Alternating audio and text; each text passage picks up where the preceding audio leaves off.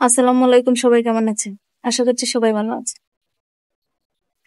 তো যারা রোজা থাকতেছেন, পুরো মাস রোজা থাকার পর মনে করেন যদি কেউ বলে যে আপনার একটা রোজাও আল্লাহ তাআলা কবুল করে নাই, তাহলে আপনার কেমন লাগবে?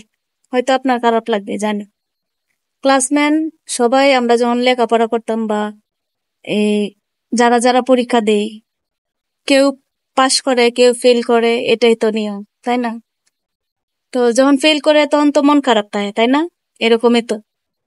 ফেল করলে অবশ্যই সবার মন খারাপ থাকে, কিন্তু পাশ করলে তো সবাই খুশি আনন্দে ফালাফালি শুরু করে দেয়।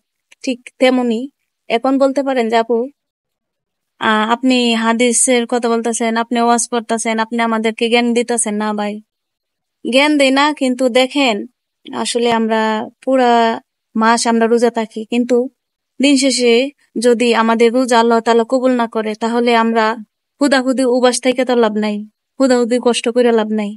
তো দেখেন, এই যে ব্যবসায়ীরা ব্যবসা করে, যে সীমিত লাভ করে না, হেরা দ্বিগুণের চেয়ে দ্বিগুণ লাভ করে। ঠিক আছে? তো এই যে মিথ্যা কথা, 101টা রোজা থেকে মিথ্যা কথা বললে আল্লাহ তাআলা সেই রোজা কবুল করবে না বলেও। ঠিক আছে? তো হয়তো হাদিস আপনাদের কাছে বলি না দেখে আপনার হয়তো বুঝেন না, জানেন না। রোজা থেকে একটা মিথ্যা কথা হচ্ছে কবিরা গুনাহ। মিথ্যা কথা বলা একবারেই যাবে না, সত্যের পথে চলবেন, সত্যর থেকে মরে যাবেন তাও বলা, কিন্তু মিথ্যা কথা বলবেন না। মিথ্যা কথা হচ্ছে কবিরা গুনাহ, মিথ্যা কথা বলা যাবেই না, সত্য বলবেন, সবসময় সত্যর পথে চলবেন, ব্যবসা করবেন, হালাল টাকা খাইবেন। কিন্তু ব্যবসার মাঝে দ্বিগুণ লাভ করে যারা ব্যবসায়ী, কাপড় বেচক বা যে তরমুজ বেচক, ফল বেচক, যাই বেচক, রোজার মাসটা আইলে বেটারা দ্বিগুণের চেয়ে দ্বিগুণ লাভ।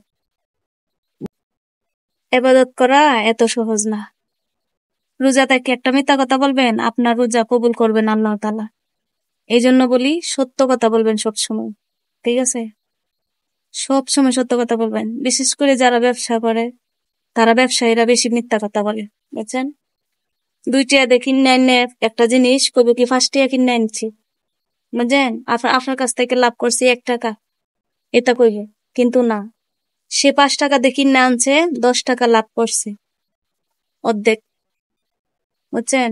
তো আপনাদেরকে বলতাছি, সবসময় সত্য কথা বলার চেষ্টা করবেন, মিথ্যা কথা বলেও বলবেন না, রোজা থেকে বিশেষ করে। তাহলে সারাদিন উপবাস থাকবেন, আল্লাহ তাআলা সেই রোজা আপনার কবুল করবে না।